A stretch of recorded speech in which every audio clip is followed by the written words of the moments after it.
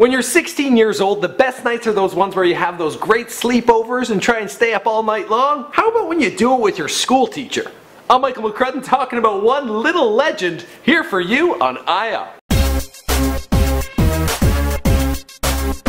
Bernadette Smith is an attractive 35-year-old married history and English teacher who became infatuated with her 16-year-old student. That young boy's name is Gary Ralston, and he waived his anonymity. Anonymity. Because he knew how good this story was and that it would give him street cred to last him the rest of his life. Hey look, it's Gary, the guy who cuddled with Mrs. Smith. Well, Gary was kind enough to go on record to give us the full detail on how this love affair took place. When I started year 6, Bernadette was no longer my teacher, but we pass each other in the corridor, say hello and smile. He said that Miss Smith later summoned him to her classroom. They had a meeting together in which she put the cards on the table telling him that she had feelings for him. That's a lot to take for a 16-year-old guy.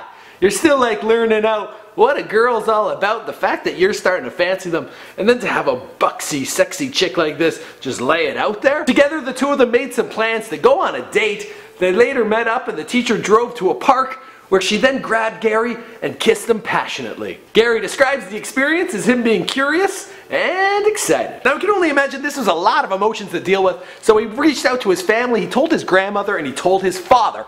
His grandmother reported him to the high school, but his father had his back. So much so when this whole thing blew up and the school was after the teacher, the news outlets were starting to get a hold of the story. Well, the father let the teacher come over so the two of them could spend the night together. Gary and Bernadette, they jumped into bed together. Gary said he wore his boxers. The teacher, she wore her jeans and her brassiere.